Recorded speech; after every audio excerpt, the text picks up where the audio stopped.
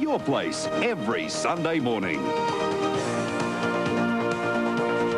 Yes, and a bit of an early start for all of us this morning with the introduction today of daylight saving, but we all made it, including you people at home. So thanks very much for joining us for yet another edition of Sports World here on 7. Well, you know, I rarely involve myself with the issue of other people's religious beliefs, but after yesterday's Cox Plate at Moonee Valley, I cannot help but have a say today. Young Darren Beedman, the champion he is, continued to thank the Lord for his performance above Sately at Moonee Valley to continue the long line of international sportsmen who publicly thank God for their talents, and quite frankly, it's becoming a bit tedious. Whether it be Michael Chang on the tennis court, Corey Pavin on the golf course, or of more recent times Darren Beedman at the track, it's all just a bit too much. You see, God gave us all our own talents, but we don't have to publicly proclaim or air them each day of the week.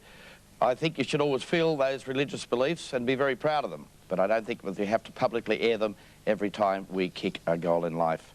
But a tremendous performance yesterday by Darren Beedman. We'll be discussing the Cox Plate in great detail, as we mentioned, with Jimmy Cassidy and Lee Friedman a little later on. But now, with an update of all that's happened in sport overnight, it's a very good morning to Kylie Gillies. Yeah, good morning, Fordo. Good morning, everyone. We start with cricket and... Welcome back. Well, I thought I'd seen everything in sport, but I saw that ridiculous situation a few moments ago on the show when Robert Allenby had to hit one shot to pick up that money in Spain. But Jim Cassidy, the champion jockey, joined me in the studio here and asked if his seat could be loaded. Is that the first time you've ever asked that, Jimmy? It is, David. That's a good way to start. Yeah. Great moment yesterday. As Darren Beedman has had such outstanding success, but his first ever Cox Plate, what would that mean to him? Well, he's obviously over the moon. The horse had his critics going into the race. Darren stuck fat with Bart, and you know, it's the same old saying. You love it when a plan comes together. And credit to Darren for sticking, and great training performance by Bart.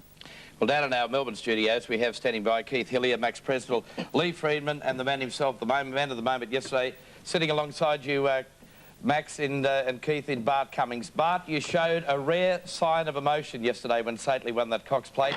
The first success after 9 Melbourne Cups and 6 Caulfield Cups, only your second Cox Plate.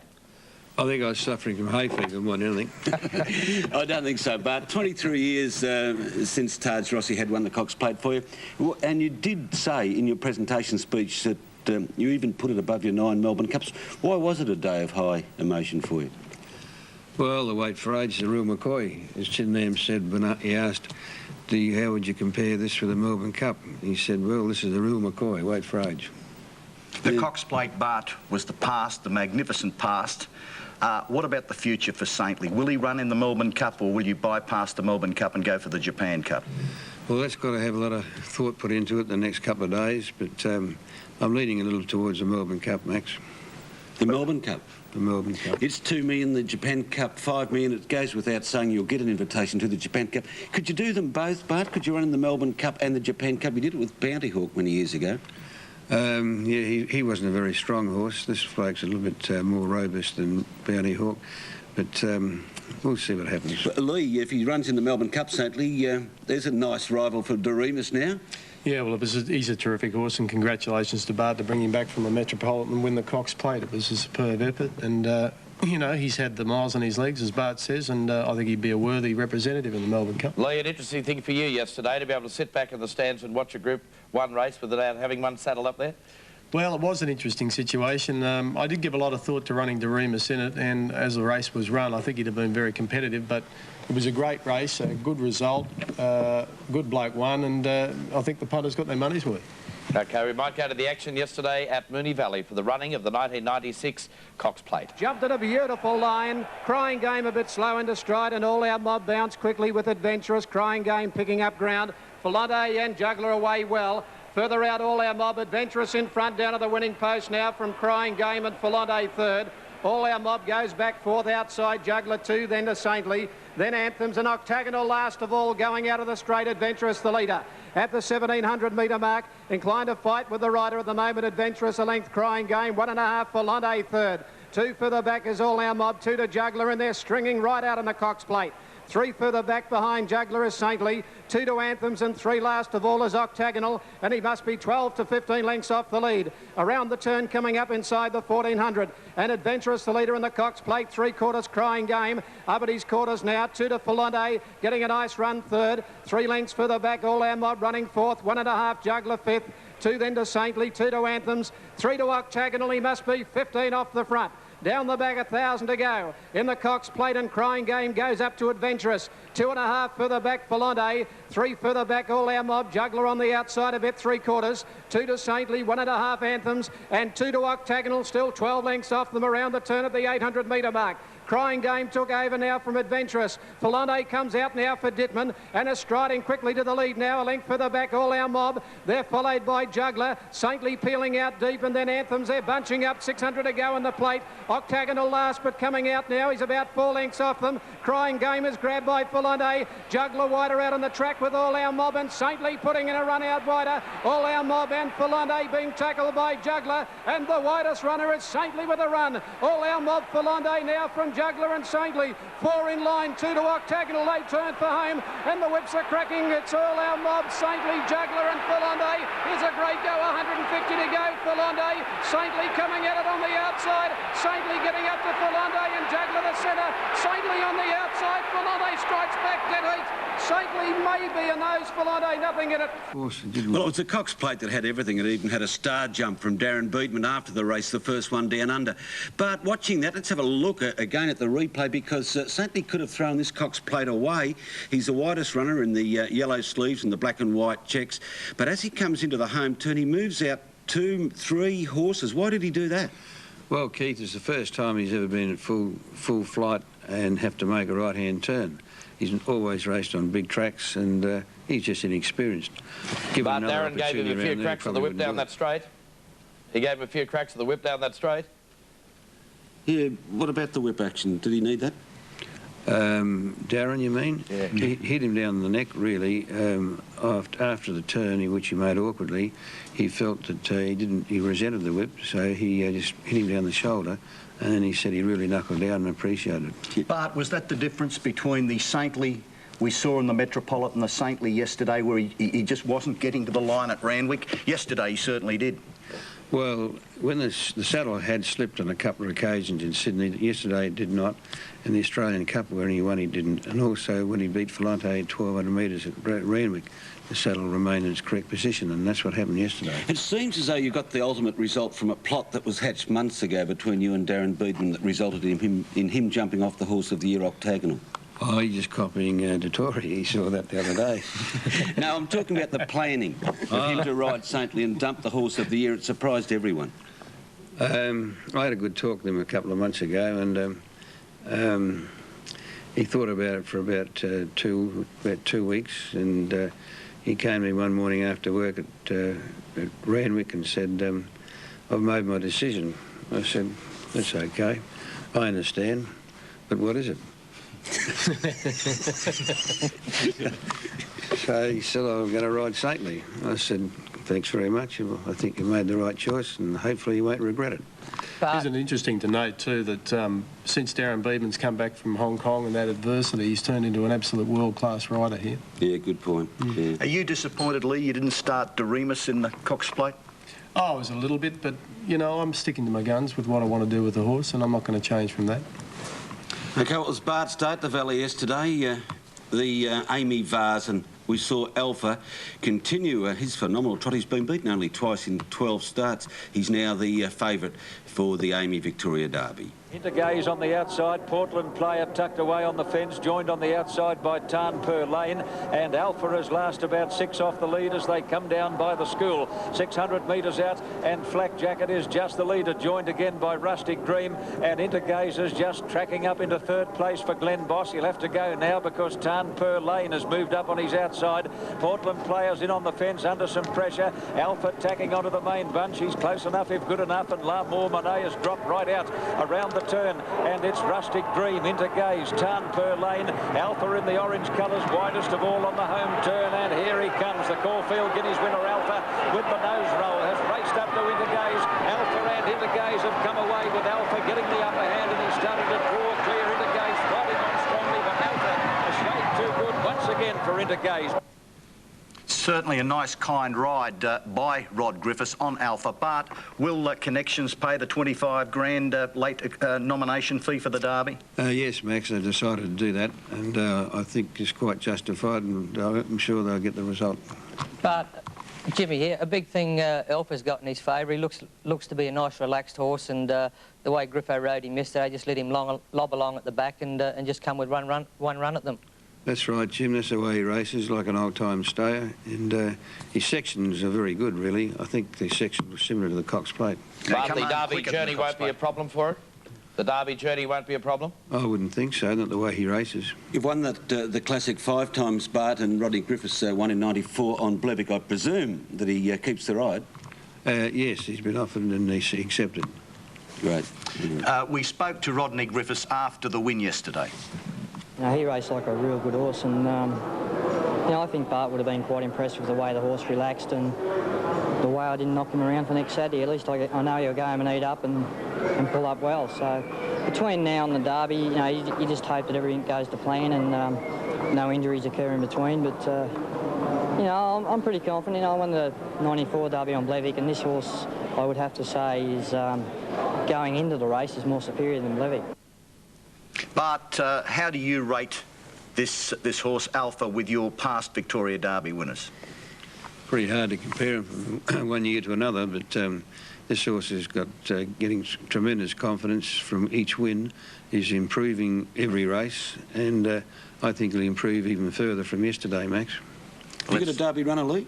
Yes, we were in third in that race with Paul and Player. Obviously, he's got his work cut out to beat Alpha next week, but Flemington's a different race, 2,500 metres, big track. Do you think Alpha would have the wood on any of yesterday's rivals? Yeah, you would, but I'm telling you now, he'll run a very good race, our horse. He's more a 2,500 metre horse. He's bred to run the trip, and I thought his run was quite, creditable yesterday. Max, interesting to get your thoughts on the meeting yesterday at Moonee Valley. The reports up here in Sydney today suggest it's one of the great venues as far as the spectators are concerned and the punters for that Cox Plate day. Oh, Cox Plate is a remarkable day. I think it is perhaps the greatest days racing in Australia, if not the world.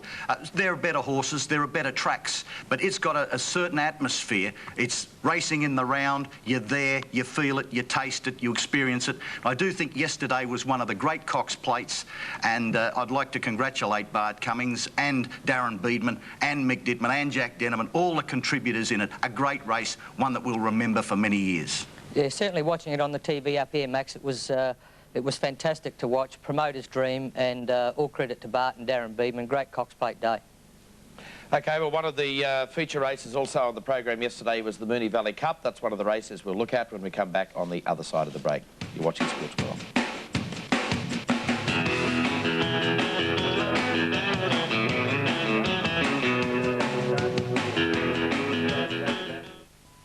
Less than 10 days away to the big race that stops the nation, the Melbourne Cup at Flemington, the first Tuesday in November. Joining us on the panel this morning, Jim Cassidy, struggling a bit under the hot lights, Jimmy, here. I was just saying to lose a bit of weight. I have to keep coming to Channel 7, mate. It's pretty warm in here. It hasn't worked for me, though, I can tell you. No. Jimmy, talking about racing, Shane Dye yesterday preparing for the run on Anthems later in the day in the Cox Plate. Just had the one start prior to that in the Moir Stakes, and it's been his pet event. It has. It's been a great race to him, Shane. Known as Billy Idle, he only takes the one ride normally before the Cox Plate. He's always ended up on a 3-year-old, so but been a great race to him, the Moir. He won it with Clay Hero for Rick Lacey, and they combined again yesterday. Well, yesterday, won it going away on Spartacus. We'll take a look now at the action of the Moir Stakes. Calling Apple Danish Raw Rubiton, Ruffles, Rye Hero, Heads I Laugh, Ranchburg, and Red Hope. It's Lion Hunter in front, but under pressure. Street Talk and Spartacus race to grab it. A length further back, Sword getting out and coming home well. On the turn they race. Spartacus hit the front from Street Talk. Lion Hunter the rail, a length further back, Sword and Apple Danish. Spartacus in front of the 150, do two in front. From on the outside, Apple Danish, Sword and wider out, Rye Hero. Spartacus in front from Rye Hero. Spartacus gets home 3/4 Rye Hero. Well, the Queensland sprinter Keith, Lion Hunter, disappointing again yesterday? Well, he was, David, but he did blew the start and he was bustled up, and the trainer, Tubby Turner, wasn't all that pleased with the ride, although Mick Clark defended himself. But all congratulations to Rick Lacey and Spartacus. They won clearly. The bookies felt the brunt of it too. 12s into 8s. That was the 22nd running of the race. 9 have been won by 3-year-olds. So as Jimmy pointed out, it's a very good race for 3-year-olds. Well, of course, the other big one yesterday, Istedad earned a start in the big race at Flemington on Melbourne Cup Day. Let's go now to the Moonee Valley Cup run yesterday, and here's the action. 700, 1.5 people on the slide. Big Baron creating havoc, is starting a run very wide in a gap in the race. Prince Trump, Cheviot took over now. Istedad after it from Electronic. Then Protara's Bay out deep from Storm. Further back then Parketry. Alcove with nowhere to go as they come off the back now. 500 to go. Cheviot the leader. Istedad striding up on the outside a length. Protara's Bay, then the Redmond in a gap in the race to Section. On the turn they race now, and on the outside Istedad has gone up now to Cheviot. A length further back the grey Protara's Bay. The import took the lead now. Istedad at the 150 from Protara's Bay. It's Istedad a neck in front. Protara's Bay on the outside. Istedad and Protara's Bay. Protara's Bay getting to Istedad, who fights Istedad.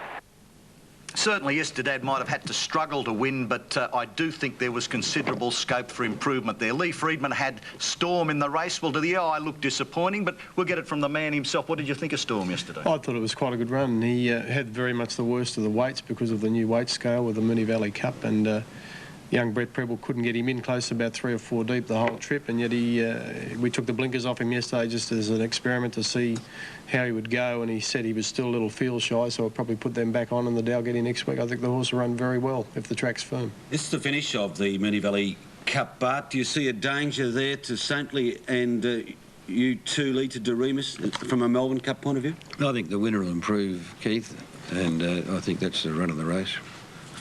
Well, Max, I believe Greg Hall has accepted the ride in the Cup. Yes, it will be a very good ride too in the Cup, because as Bart said, Istedad will improve. Istedad is trained by Peter Hayes, and we spoke to him after the race. Yep. Well, we will be speaking to him after the race. Greg Hall won for Lee last year on Storm. Who's going to ride Storm in the Melbourne Cup? I presume he's ringing again. I don't know. Everyone's got my phone number. No one's ringing it?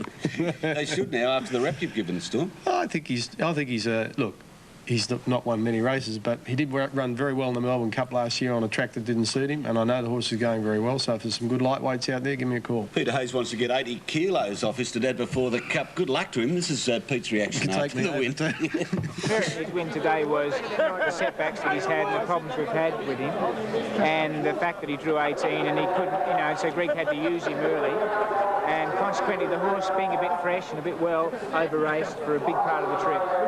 And he showed a lot of courage and a lot of guts to win the race. Can he show that much courage and guts again on the first Tuesday in November, because he's in the Melbourne Cup? He'll be a lot better horse for the Cup. Yes, well, that was Peter Hayes talking about Istedad, winner of the Moonee Valley Cup yesterday. Another Melbourne Cup trial was the Geelong Cup run on Wednesday, and the Geelong Cup was won by Hereditas, also trained by Hayes. Hereditas had won the Cranbourne Cup in record time by 3 lengths, but you've lost Rouleau Pez now for the Melbourne Cup. Sadly, I think you've lost him for 6 months or so, haven't you? He'll be out for 6 months, Keith, and so he's a right-off for the spring. What was the injury, Bob? He had a grade 2 lesion in the tendon near side, Lee. So, as you know, it's out for at least 6 months. OK, we better check what Greg's doing. Greg Hall for a Melbourne Cup ride. Here's an interview with Greg after the Moonee Valley Cup. Was fitting that finish. He's a nice horse. I mean, I was away when he was at his best, and he obviously had a lot of problems having 18 months off. His first up run was great. Second up was the second up Singroni run poorly, and Jim Mason has obviously given him a lot of work since, because he trimmed down from Caulfield to today. And I mean, it won't surprise me if we see him back here this day next year for the Cox Plate. And next couple of weeks' time, perhaps in the Nissan at Flemington. Yes, he'd be a good rider in that, actually. And he's a Flemington horse. He won the size here, so we might have a bit of a carnival yet, mate. Greg Hall there yesterday. Hereditas, who has not been beaten when he's led in a race. He's had 9 wins, never been passed when he's been a leader, and he did that in the Geelong Cup during the week. It's praise indeed. Up on the inside of it then came further back Cedo Bridge, then Darcher further back Munwar, just a runner. Magwan further back, Brilliant Poet taking off deep. Gatewar is shuffled back on the fence. Nat the Brat went around it from Quick Ransom. And well back in the race, and Shannon Unsolved 4 lengths away with Spiritual Star. On the turn in the Cup, Hereditas straightened up a length in front. True Identity after it from Bowhead. Magnet Bay under pressure down the middle. Brilliant Poet, Cedo Bridge and just a runner. At the 200, Hereditas tackled by True Identity. And Aphasia getting Getting up on the inside, True Identity, Hereditas. What around Brilliant Poet from Aphasia and Boheed. Hereditas just in front. True Identity, Aphasia driving on the inside. Hereditas in front, Hereditas.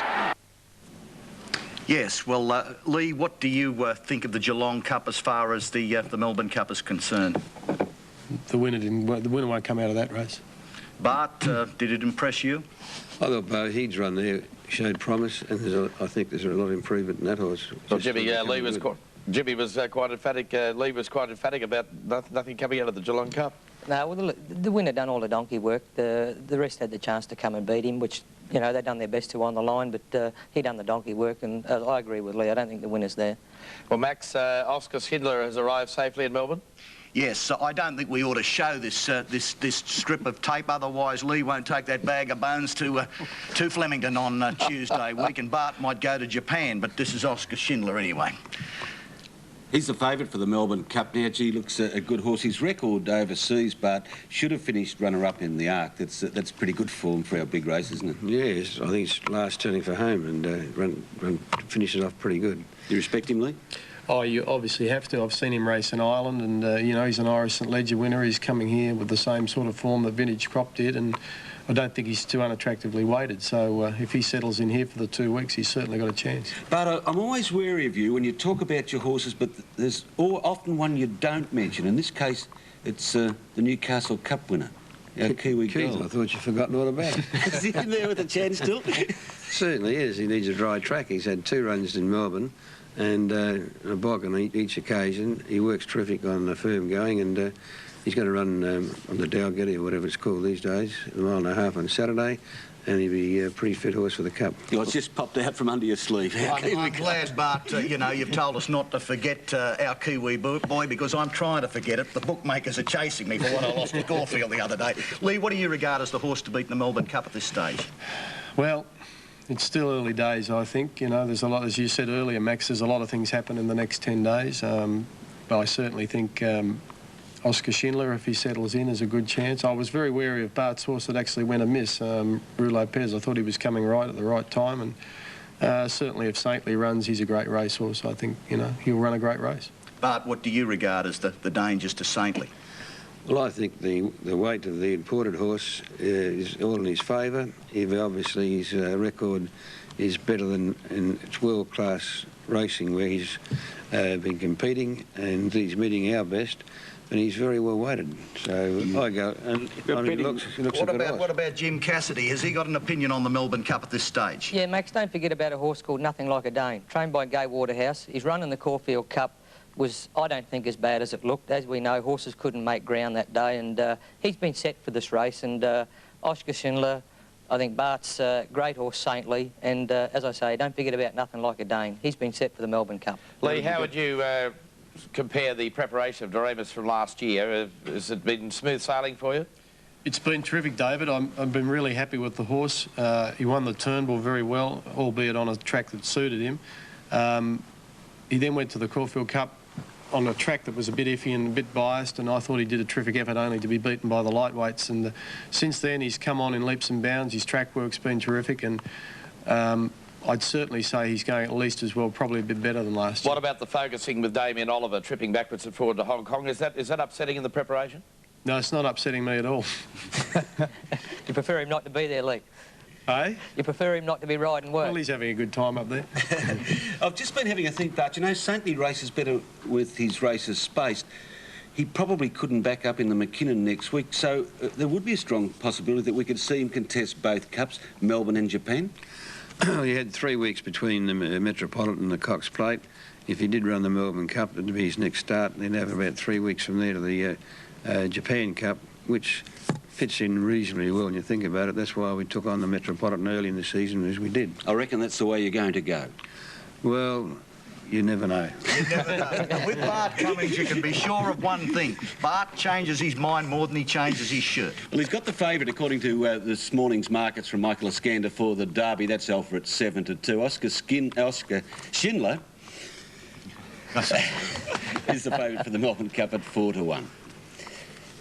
Certainly, David. There's nobody here breaking out into a muck sweat because we're all finely tuned athletes. Obviously, unlike Jim Cassidy. That's right. We might have a look at those markets, and you might take us through for the Derby and also the Melbourne Cup.